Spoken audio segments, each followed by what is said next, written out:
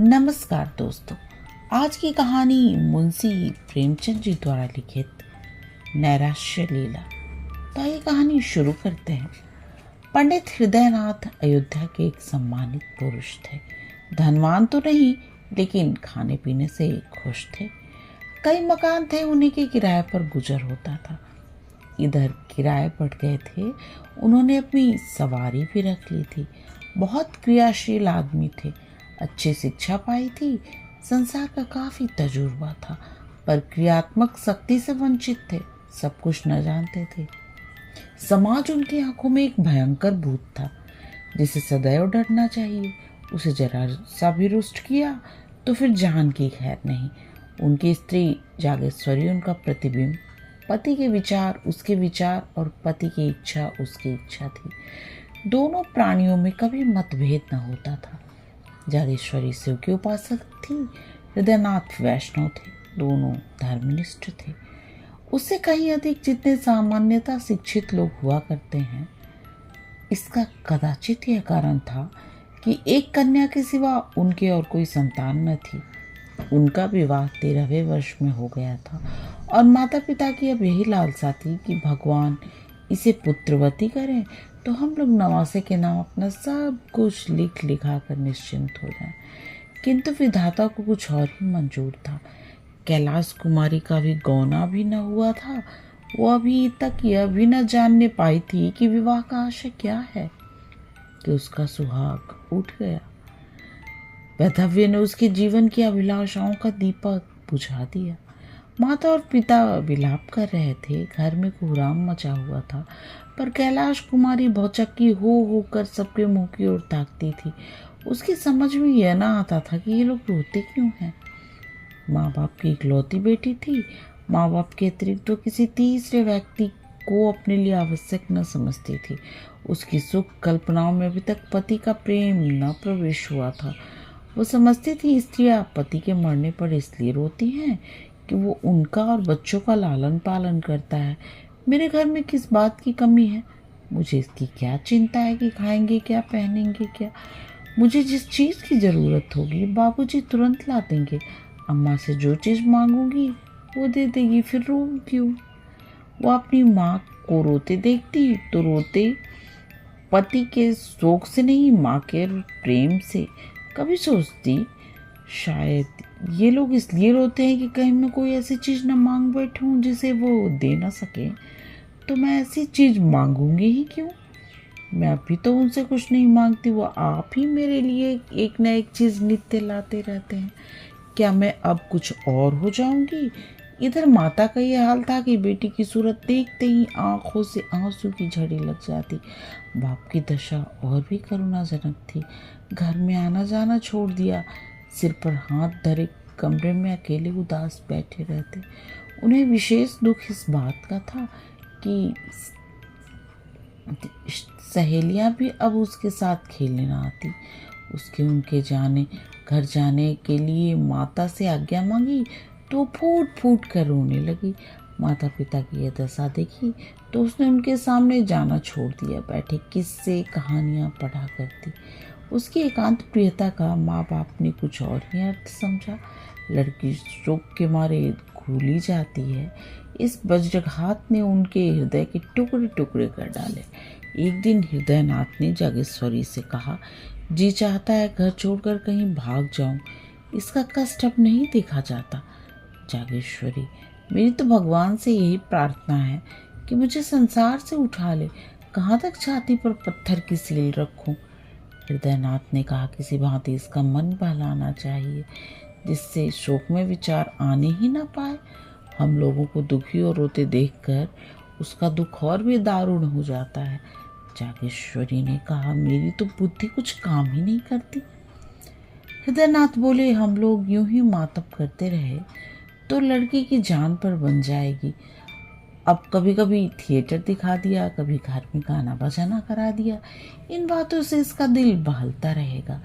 जागेश्वरी ने कहा, मैं तो उसे देखते ही रो पड़ती हूँ, लेकिन अब जब्त करूँगी। तुम्हारा विचार बहुत अच्छा है। बिना दिल बहलाव के उसका शोक न दूर होगा। हृदयनाथ ने कहा, मैं भी अब इससे दिल बहलाने वाली बातें किया करूँगा।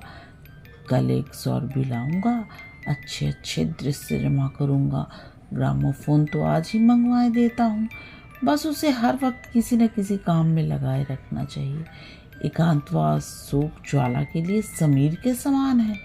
उस दिन से जागेश्वरी ने कैलाश कुमारी के लिए विनोद और प्रमोद करना शुरू कर दिया। कैलाशी माँ के पास आती तो उनकी आंखों में आंसू की बूंदें न देखती, होठों पर हंसी की आवाज दिखाई देती। वो मुस्कुरा कर कहती, बेटी आज थिएटर में बहुत अच्छा तमाशा होने वाला है, चलो देखाएं। कभी गंगा स्नान की ठहरती, वो माँ बेटी किश्ती में बैठकर नदी में जल विहार करती। धीरे धीरे सहेलियां भी आने लगी। कभी सबकी सब बैठकर ताश खेलती, कभी गाती बजाती। पंडित हृदयनाथ ने भी विनोद की सामग्रियां जुटाई। कैलाशी को देखते ही मग्न होकर बोलते, बेटी आओ तुम्हें आज कश्मीर की दृश्य दिखाऊं। कभी ग्रामोफोन बजाकर उसे सुनाते। कैलाशी इन सैर सपाटों को खूब आनंद उठाती।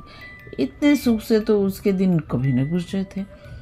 इसी भांति 2 वर्ष बीत गए। कैलाशी सैर तमाशे की इतनी आदी हो गई कि एक दिन भी थिएटर न जाती तो बेकल सी होने लगती। मनोरंजन नवीनता का दास है और समानता का शत्रु। थिएटरों के बाद सिनेमा के सनक सवार हुई।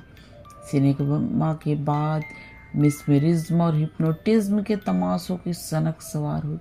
ग्रामोफोन के नए रिकॉर्ड आने लगे। संगीत का चस्का पड़ गया। बिरादरी में कहीं उत्सव होता तो माँ बेटी अवश्य जाती। कैलाशी नित्य से नशे में डूबे रहती। चलती तो कुछ गुनगुनाती हुई, किसी से बात ही करती तो वही थिएटर की और सिनेमा की। भौतिक संसार से कोई वास्ता न था। अब उसका निवास कल्पना संसार में था। दूसरे लोग की निवासिनी होकर उसे प्राणियों से कोई सहानुभूति न रही। किसी के दुख पर जरा दया न आती। स्वभाव में उच्च श्रीखंता का विकास हुआ। अपनी सुरुचि पर गर्व करने लगी। सहेलियों से डिंगे मारती, यहाँ के लोग मूर्ख हैं, ये सिनेमा की कद्र क्या करेंगे, इसकी कद्र तो पश्चिम के लोग करते हैं। वहाँ मनोरंजन की सामग्रियाँ उतनी ही आवश्यक है जितनी हवा। जभी तो वो उतने प्रसन्नचित रहते हैं मानो किसी बात की चिंता ही नहीं। यहाँ किसी को इसका रस ही नहीं। जिसे भगवान ने सामर्थ्य भी दिया है वो भी सरे शाम से मुंह ढांक कर पड़े रहते हैं। सहेलियाँ कैलाशी की ये गर्वपूर्ण बातें सुनती और उसकी और भी प्रशंसा करती। वो उनका अपमान करने के आवेश में आप ही हास्यास्पद बन जाती थी। पड़ोसियों में इन सैर सपाटों की चर्चा होने लगी। लोक सम्मति किसी की रियायत नहीं करती। किसी ने सिर पर टोपी टेढ़ी रखी और पड़ोसियों की आंखों में चुभा। कोई जरा अकड़ कर चला और पड़ोसियों ने आवाजें कसी। विधवा के लिए पूजा पाठ है, तीर्थ व्रत है, मोटा खाना पहनना है। उसे विनोद और विनाश, राग और रंग की क्या जरूरत।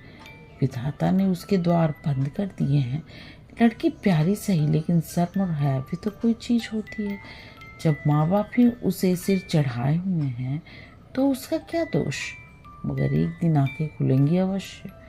महिलाएं कहती, बाप तो मर्द है, लेकिन माँ कैसी है उसको जरा भी विचार नहीं है। दुनिया क्या कहेगी।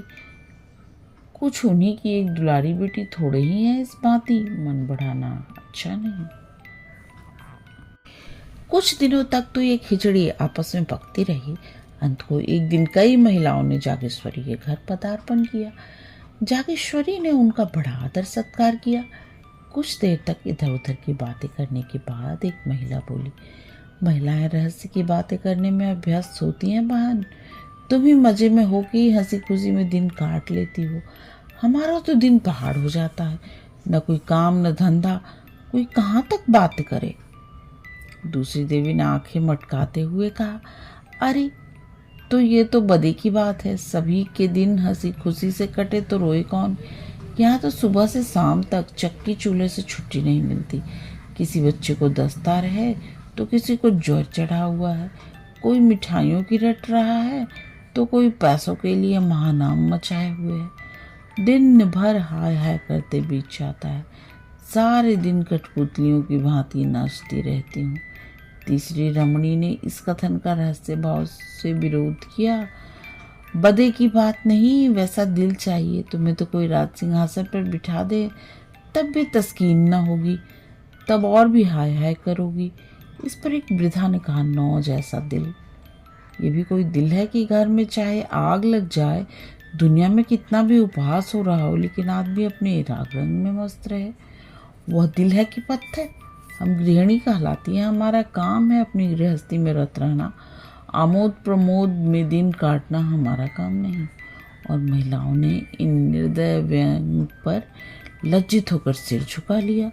वे जागेश्वरी की चुटकियां लेना चाहती थी, उसके साथ बिल्ली और चूहे की निर्दयी क्रीड़ा करना चाहती थी। आहत को तड़पाना उनका उद्देश्य था। इस खुली हुई चोट ने उनके पड़ पीड़न प्रेम के लिए कोई गुंजाइश न छोड़ी। किंतु जागेश्वरी को ताड़ना मिल गई। स्त्रियों की विदा होने के बाद उसने जाकर पति से सारी कथा सुनाई। हृदयनाथ उन पुरुषों में न थे जो प्रत्येक अवसर पर अपनी आत्मिक स्वाधीनता का स्वांग भरते हैं, हठधर्मी को आत्म स्वातंत्र्य के नाम से छिपाते हैं।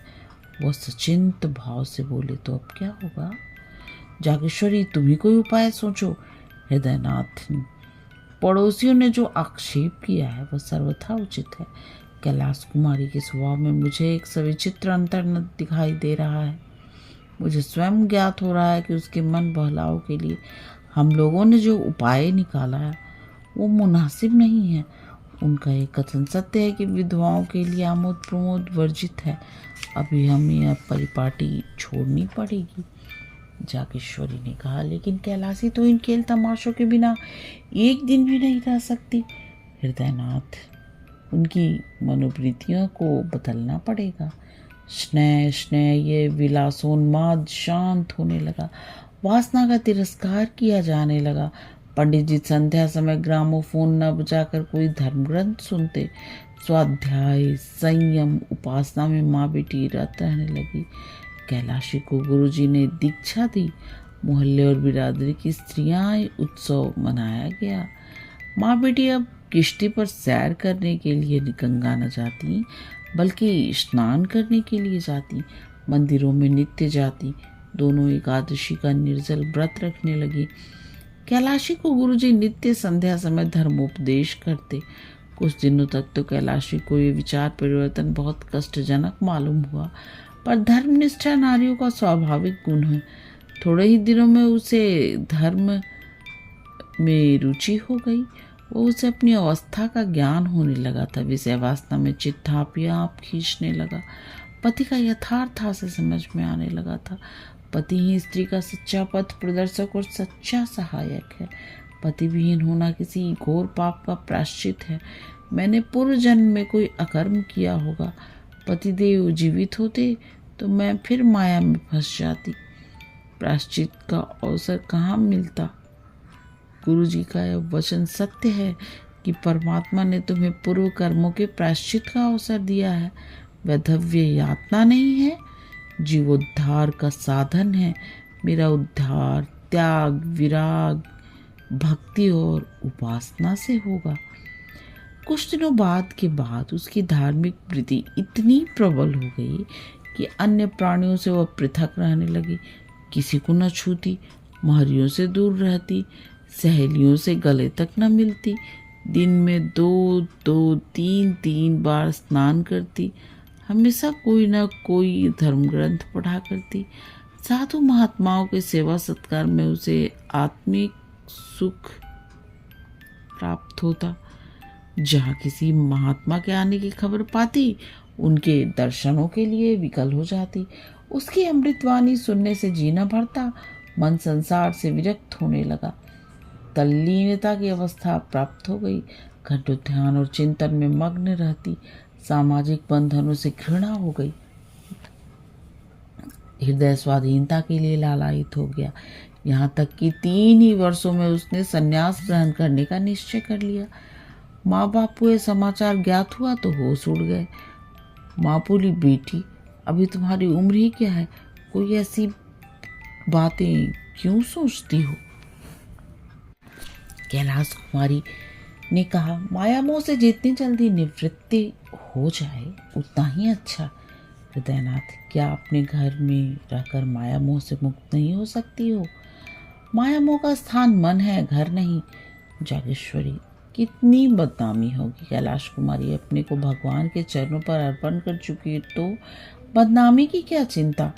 जागेश्वरी बोली, बेटी तुम्हें ना हो, हमको तो है। हमें तो तुम्हारा ही सहारा है। तुमने जो संन्यास लिया तो हम किस आधार पर जिएंगे? कैलाश कुमारी ने कहा, परमात्मा ही सबका आधार है।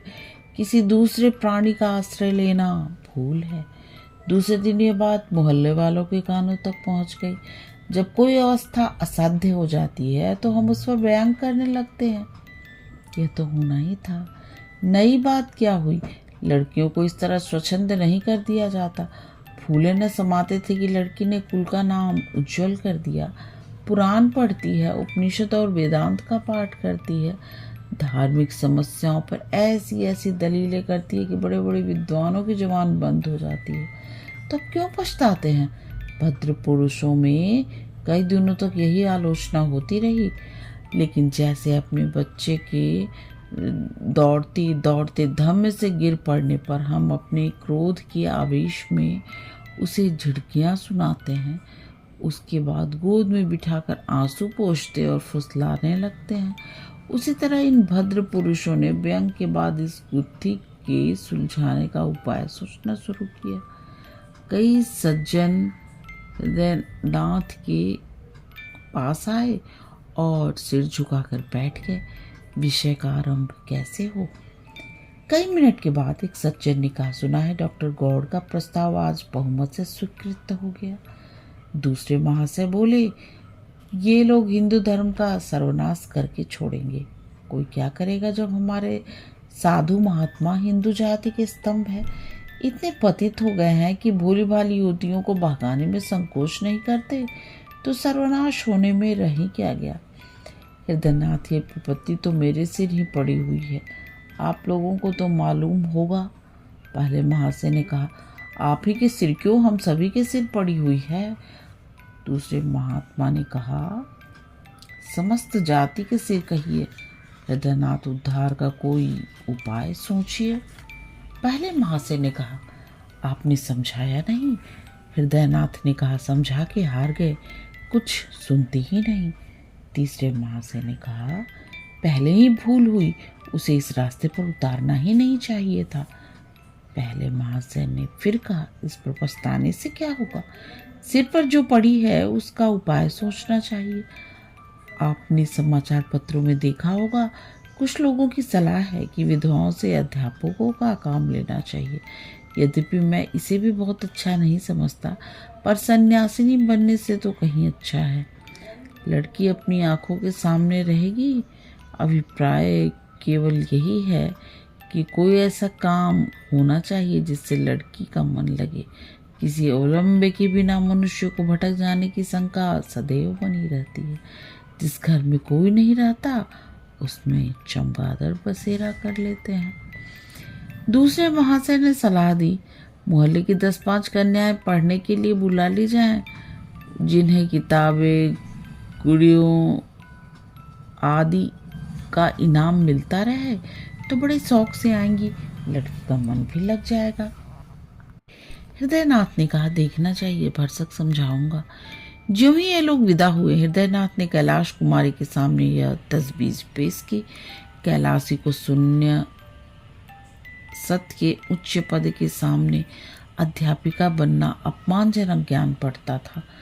कहा, वो महात्माओं का सत्संग, वो पर्वतों की गुफाएं, वो सुरम्य प्राकृतिक दृश्य, हुआ हिमराशि की ज्ञान में ज्योति, वो मानसरोवर और कैलाश की शुभ्र छटा, वो आत्मदर्शन की विशाल कल्पनाएं, और कहाँ बालिकाओं को चिड़ियों की भांति पढ़ाना। लेकिन हृदयनाथ कई दिनों तक लगातार सेवा धर्म का महात्म्य उसके हृदय पर अंकित करते रहे। सेवा ही वास्तविक संयम है। सन्यासी केवल अपनी मुक्ति का इच्छुक होता है, सेवा व्रतधारी अपने को परमार्थ की वेदी पर बलि। इसका गौरव कहीं अधिक है। देखो, ऋषियों में दधीचि का जो यश है, हरिश्चंद्र की जो कीर्ति है, सेवा त्याग है आदि, उन्होंने इस कथन की उपनिषदों और वेद मंत्रों से पुष्टि की। यहाँ तक कि धीरे धीरे कैलाशी के विचारों में परिवर्तन होने लगा। पंडित जी ने मोहल्ले वाले को भी लड़कियों को एकत्रित किया। पाठशाला का जन्म हो गया। नाना प्रकार के चित्र और खिलौने मंगाए। पंडित जी स्वयं कैलाश कुमारी के साथ लड़कियों को पढ़ाते। कन्याएं शौक से आती। उन्हें यहाँ भी पढ़ाई खेल मालूम होता। थोड़े ही दिनों में पाठशाला की धूम हो गई। अब मोहल्ले की कन्याएं भी आने लगी। कैलाश कुमारी की सेवा प्रवृत्ति दिनों दिन तीव्र होने लगी। दिन भर लड़कियों के लिए रहती, कभी पढ़ाती, कभी उनके साथ खेलती, कभी सीना पिरोना सिखाती। पाठशाला ने परिवार का रूप धारण कर लिया। कोई लड़की बीमार हो जाती तो तुरंत उसके घर जाती, उसकी सेवा शुश्रूषा करती, गाकर या कहानियाँ सुनाकर उसका दिल बहलाती। पाठशाला को खुले हुए साल भर हुआ था। एक लड़की को जिससे वो बहुत प्रेम करती थी चेचक निकल आया। कैलाशी उसे देखने गई। माँ बाप ने बहुत मना किया पर उसने न माना। कहा तुरंत लौट आऊंगी। लड़की की हालत खराब थी। कहाँ तो रोते रोते तालू सूखता था, कहाँ कैलाशी को देखते ही सारे कष्ट भाग गए। कैलाशी 1 घंटे तक वहाँ रही। लड़की बराबर उससे बातें करती रही, लेकिन जब बहुत चलने को उठी तो लड़की ने रोना शुरू कर दिया। कैलाशी मजबूर होकर बैठ गई। थोड़ी देर बाद जब फिर उठी तो फिर लड़की की दशा वही हो गई। लड़की उसे किसी तरह छोड़ती ही न थी। सारा दिन गुजर गया। रात को भी लड़की ने जाने न दिया। हृदयनाथ उसे बुलाने को बार बार आदमी भेजते, पर वो लड़की को छोड़कर ना आ सकती। उसे ऐसा शंका होती थी कि मैं यहाँ से चली और लड़की हाथ से गई। उसकी माँ भी माता थी। इससे कैलाशी को उसके ममत्व पर विश्वास न होता था। इस प्रकार 3 दिनों तक वह वहाँ रही। 8 पहर बालिका के सिरहाने बैठी पंखा चलती रही। बहुत थक जाती तो दीवार से पीठ टेक लेती। चौथे दिन लड़की की हालत कुछ संभलती हुई मालूम हुई तो वो अपने घर आई, मगर अभी स्नान भी न करने पाई थी कि आदमी पहुंचा। जल्द चलिए, लड़की रो रो कर जान दे रही है। हृदयनाथ ने कहा कह दो अस्पताल से कोई नर्स बुला ले। कैलाश कुमारी ने कहा दादा व्यर्थ में झुझलाते हैं। उस बेचारे की जान बच जाए, मैं 3 दिन नहीं 3 महीने उसकी सेवा करने को तैयार हूँ। आखिर ये देह किस काम आएगी। हृदयनाथ तो कन्याएं कैसे पढ़ेंगी। कैलाशी ने कहा 2-1 दिन में वो अच्छी हो जाएगी। दाने मुरझाने लगे हैं, तब तक आप लोग इन लड़कियों की देखभाल करते रहिएगा। हृदयनाथ ने कहा यह भय बीमारी छूत फैलाती है। कैलाशी हंसकर बोली मर जाऊंगी तो आपके सिर से एक विपत्ति टल जाएगी। यह कहकर उसने उधर की राह ली। भोजन की थाली परोसी रह गई। तब हृदयनाथ ने जागेश्वरी से कहा जान पड़ता है बहुत जल्दी अब पाठशाला भी बंद करनी पड़ेगी। जागेश्वरी बोली बिना मांझी के नाव पार लगाना बहुत कठिन है। जिधर हवा पाती है उधर बह जाती है। हृदयनाथ जो रास्ता निकालता हूँ वही कुछ दिनों के बाद किसी दलदल में फंसा देता है। अब फिर बदनामी के समान होने नजर आ रहे हैं। लोग कहेंगे लड़की दूसरों के घर जाती है और कई कई दिन पड़ी रहती है। क्या करूं, कह दो लड़कियों को ना पढ़ाया करे। जागेश्वरी ने कहा इसके सिवा और हो क्या सकता है। कैलाश कुमारी 2 दिन बाद लौटी तो हृदयनाथ ने पाठशाला बंद कर देने की समस्या उसके सामने रखी।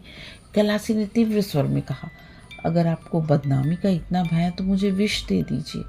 इसके सिवा बदनामी से बचने का और कोई उपाय नहीं है। हृदयनाथ बोले बेटी संसार में रहकर तो संसार किसी करनी पड़ेगी। कैलाशी ने कहा मुझे तो कुछ मालूम ही नहीं है कि संसार मुझसे क्या चाहता है। मुझ में जीव है, चेतना है, जड़ क्यों कर बन जाऊं। मुझसे यह नहीं हो सकता कि अपने को अभागन दुखिया समझूं और एक टुकड़ा रोटी खाकर पड़ी रहूं। ऐसा क्यों करूं। संसार मुझे जो चाहे समझे। मैं अपने को अभागिनी नहीं समझती। मैं अपने आत्मसम्मान की रक्षा आप कर सकती हूँ। मैं इसे घोर अपमान समझती हूँ कि पग पग पर मुझ पर शंका की जाए। नित्य कोई चरवाहों की भांति मेरे पीछे लाठी लिए घूमता फिरे। किसी खेत में न जाने पाऊँ। ये दशा मेरे लिए असह्य है पिताजी। यह कहकर कैलाश कुमारी वहाँ से चली गई। कहीं मुँह से अनर्गल शब्द न निकल पड़े। इधर कुछ दिनों से उसे अपनी बेकसी का ज्ञान होने लगा था। स्त्री पुरुष के कितनी अधीन है। मानो स्त्री को विधाता ने इसलिए बनाया है कि पुरुषों के अधीन रहे। ये सोचकर वह समाज के अत्याचार पर दांत पीसने लगती थी। पाठशाला तो दूसरे दिन बंद हो गई, किंतु उसी दिन कैलाश कुमारी को पुरुषों से जलन होने लगी। जिस सुख भोग से प्रारब्ध हमें वंचित कर देता है, उससे हमें द्वेष हो जाता है। गरीब आदमी इसलिए तो गरीबों से, अमीरों से जलता है और धन की निंदा करता है। कैलाशी बार बार झुंझलाती कि स्त्री क्यों पुरुष पर इतनी अवलंबित है, पुरुष क्यों स्त्री के भाग्य का विधायक है, स्त्री क्यों नित्य पुरुषों का आश्रय चाहे, उनका मुंह ताके। इसलिए ना कि स्त्रियों में अभिमान नहीं है, आत्मसम्मान नहीं है। नारी हृदय के कोमल भाव से कुत्ते का दुम हिलाना मालूम होने लगा। प्रेम कैसा, ये सब ढोंग है। स्त्री पुरुष के अधीन है, उनकी खुशामद न करे, सेवा न करे तो उसका निर्वाह कैसे हो। एक दिन उसने अपने बाल गूथे थे और जूड़े में गुलाब का फूल लगा लिया। माँ ने देखा तो होठ से जीभ दबा ली। महारियों ने छाती पर हाथ रखे। इसी तरह एक दिन उसने रंगीन रेशमी साड़ी पहन ली। पड़ोसियों ने इस पर खूब आलोचनाएं की। उसने एकादशी का व्रत रखना छोड़ दिया जो पिछले 8 वर्षों से रखती आई थी। कग्योराइने को अब वह त्याज्य न समझती थी। सहालक के दिन आए, नित्य प्रति उनके द्वार पर से बारातें निकलती। मोहल्ले की स्त्रियां अपनी अटारियों पर खड़ी होकर देखती।